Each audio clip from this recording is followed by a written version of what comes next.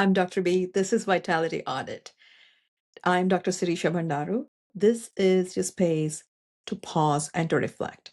Let's explore boundaries: physical, mental, emotional, and financial. Setting boundaries is about recognizing what is not serving you anymore and saying, hey, I know it worked in the past, but it's not serving me anymore, and I am going in a different direction. Boundaries don't have to be harsh. It's important to have firm boundaries. Boundaries are not about conflict, they're not about rejection. Boundaries are about protection, clarity, peace, and safety. Boundaries are often misunderstood as barriers. It is about protecting what's inside and outside of you. Let's first address physical boundaries. Your body knows and remembers. Your body feels when the line has been crossed. You intuitively know when to take rest, take a minute of space, and realize what feels comfortable. But in today's culture, rest is looked down upon. We forget to listen to ourselves and set those boundaries. Physical boundaries protect your health, peace, and most of all, your vitality. But setting boundaries is not easy in a lot of cultures. These boundaries often conflict with cultural expectations, especially in families or communities where physical closeness is seen as affection, loyalty as tradition. Your society may have taught you that you should always be physically accessible, agreeable, or accommodating. But your body requires safety, it deserves comfort, it deserves respect. Boundaries don't need to be communicated harshly. Doing anything physically that makes you feel unsafe is your inner voice, your inner being asking you to stop and take care of yourself. Self care starts with boundaries. Boundaries means you're going to say no and you're going to say yes. Remember, you don't have to be everything for everyone all the time. And mental and emotional boundaries are hard. Mental and emotional boundaries safeguard your focus, your attention, and your energy. But it's taken for granted, stretched too thin as it's invisible. Remember this, your mind has limits, even if you're raised to believe that you should always be available, always be helpful, always be on. Some cultures expect constant accessibility. Some families rely on unspoken obligations. Some gender roles assign mental and emotional labor to certain peoples: the planners, the payers, the fixers, the emotional managers. You know what? Your mind needs rest. It needs quiet. It needs care. When you set mental boundaries with kindness, you're not shutting people out.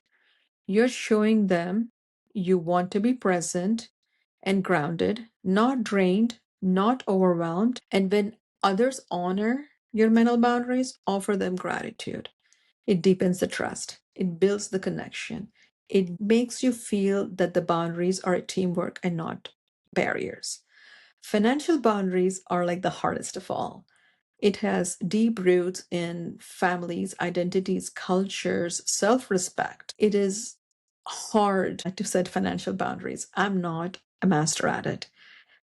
Supporting financially may be seen as a sign of success, loyalty, appreciation. In the world where everyone has the latest phone, going on exclusive vacations, and what you have has more value than who you are, how are you setting those financial boundaries? Remember, you'll never be financially secure if you don't prioritize your financial health. Your financial stability matters. Your long term security matters. Your goals, dreams, aspirations, and responsibilities matter. Financial boundaries do not mean you don't care. I know people who have spent their entire life supporting others and everyone around them, and they're struggling in their retirement. I also know people who are very wealthy and at the same time very lonely because they've alienated everyone. We will discuss more on this and every other topic in coming episodes. Communicate your boundaries with kindness. That's very important. Gratitude helps you maintain the connection after you set those boundaries and is the first step in setting boundaries.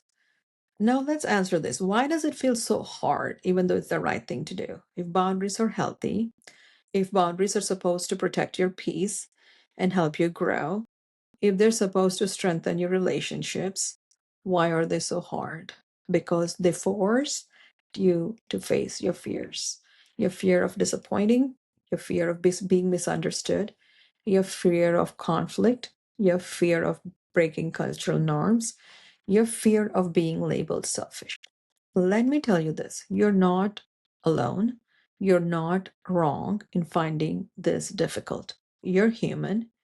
If you're anything like me, I don't say no to my family, my friends, my patients, and most of all, my children. I say yes because it feels right to do so. And we are trained to do the right thing. Is that right? Now, the mental emotional burden starts bringing us down. When time comes, we are overcome with anxiety, unable to be there for everyone all the time. We end up overwhelmed and we end up canceling on our loved ones. This causes shame, guilt, or disappointment. Or you end up doing everything that you've committed to, run yourself ragged to the point of exhaustion and burnout. Now, think of it this way. Would you rather set boundaries and give 100% of yourself sometimes, or overcommit, run yourself ragged, and be riddled with negative thoughts and emotions? When you're doing all this, how are you reaching your goals? If you are the go to for everyone all the time, how are you accomplishing anything? Be patient, be kind, be firm. Your loved ones and you deserve the best of you, but not all the time. And set the emotional, financial, and physical boundaries. Be firm. Don't be rude. Communicate your boundaries with kindness and understanding. Remember, you're not chocolate, so not everybody is going to love you and like you and be happy with you all the time. So give yourself and give everyone around you some grace, which is very important. And have you ever noticed when you go to some places or meet some people, they just make you feel uncomfortable? And no, I'm not talking about the dental office. I'm not talking about my practice. And yes, you still have to come to all your dental appointments.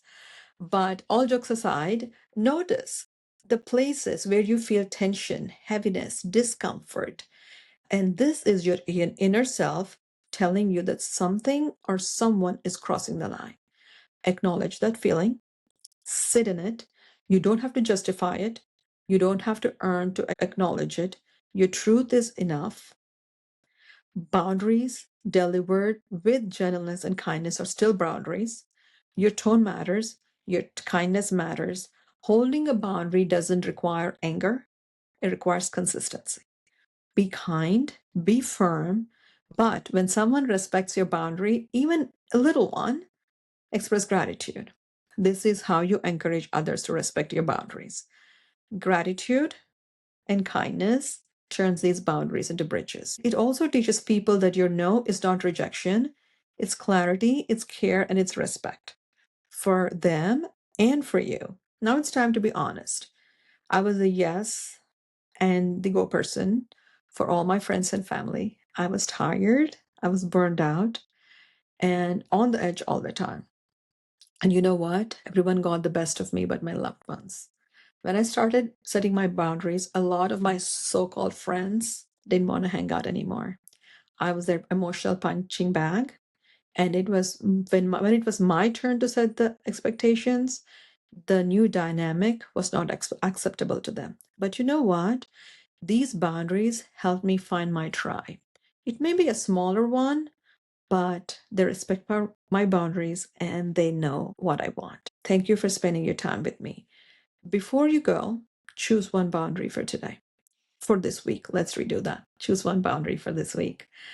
Be kind, be firm, start your own audit while we cut through the noise and rediscover what makes us thrive. Thank you for listening wherever you are. I hope to leave each episode with a small insight that empowers you. If this episode spoke to you, share it with someone who might need the reminder. Your boundaries are not selfish, but an act of care. In the next episode, let's talk about my favorite, sleep, in the Vitality Audit. This is Dr. B, and thank you for listening.